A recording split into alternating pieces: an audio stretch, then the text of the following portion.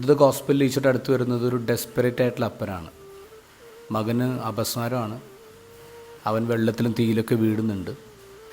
വിശദമായിട്ട് വായിച്ചാൽ മനസ്സിലാവും സൂയിസൈഡ് ടെൻഡൻസിയാണ്. വെള്ളത്തിലും തീയിലൊക്കെ ചാടി ആത്മഹത്യ ചെയ്യാൻ ശ്രമിക്കുന്നൊരു പയ്യനാണ്. അപ്പൻ്റെ സങ്കടം അതാണ്. കഴിഞ്ഞ ദിവസം +2 പഠിക്കുന്നൊരു പയ്യൻ എൻ്റെ അടുത്ത് വന്നു. അവൻ പറയുന്നത് 8ാം ക്ലാസ് തൊട്ട് തന്നെ അവന് ശക്തമായ സൂയിസൈഡൽ തോട്ട്സ് ഉണ്ടാവുമെന്ന് പറയാം. അവൻ അറ്റംപ്റ്റ് ചെയ്തിട്ടില്ല, പക്ഷേ ശക്തമായിട്ട് മരിക്കണം എന്നുള്ള ആഗ്രഹം അവനുണ്ടായി എന്ന് പറയാം. International career and college counselling institute 2024 ഒരു പഠനം പുറത്തുവിട്ടു.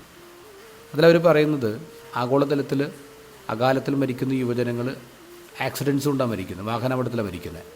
പക്ഷേ ഇന്ത്യയിലെ ഏറ്റവും കൂടുതൽ വിദ്യാർത്ഥികൾ മരിക്കുന്നത് ആത്മഹത്യ കാരണമാണ്. കഴിഞ്ഞ വർഷത്തെ പഠനം അനുസരിച്ചിട്ട് 13,600 വിദ്യാർത്ഥികളാണ് ആത്മഹത്യ ചെയ്തത് ഇന്ത്യയിൽ. ഓരോ ദിവസവും 35 വിദ്യാർത്ഥികൾ ആത്മഹത്യ ചെയ്യുന്നു എന്ന് പറഞ്ഞാൽ ഓരോ 40 മിനിറ്റിലും ഇന്ത്യയിൽ എവിടെയെങ്കിലുമൊക്കെ ഒരു ആത്മഹത്യ നടക്കുന്നുണ്ടെന്നുള്ളതാണ്. സംഭവം സീരിയസ് ആണ്. പലപ്പോഴും ഇങ്ങനെ ഈ സൂയിസൈഡ് തോട്ട്സ് ശക്തമായിട്ട് വരുമ്പോൾ അവർക്ക് ഏറ്റവും അടുത്ത ആൾക്കാരെ വിളിക്കും. അത് ശരിക്കും അവരടക്കുന്നൊരു SOS സന്ദേശമാണ്, ഞങ്ങളുടെ ആത്മാവിനൊരു പിടി തരും എന്ന് പറഞ്ഞുകൊണ്ടാണ്. പക്ഷെ പലപ്പോഴും അവർക്കൊരു കൺസേണോ ഒരു സപ്പോർട്ടോ കിട്ടാത്തത് കൊണ്ടാണ് പലരും ഈ ആത്മഹത്യയിലേക്ക് നടന്നു പോകുന്നത്.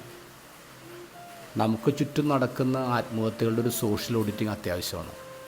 നമ്മൾ പലപ്പോഴും ഇങ്ങനെ മരിക്കുന്നവരെ കുറ്റപ്പെടുത്തും, വേദനിക്കും, സങ്കടപ്പെടും. പക്ഷെ അതിനപ്പുറത്തേക്ക് എന്താണ് അവരെ ആത്മഹത്യയിലേക്ക് നയിച്ചതെന്ന് നമ്മൾ പലരും ചിന്തിക്കാറില്ല എന്നുള്ളതാണ്. മരിച്ചിട്ടും നമ്മൾ എന്തിനാണ് അവരെ മഴയത്ത് നിർത്തിയിരിക്കുന്നത്?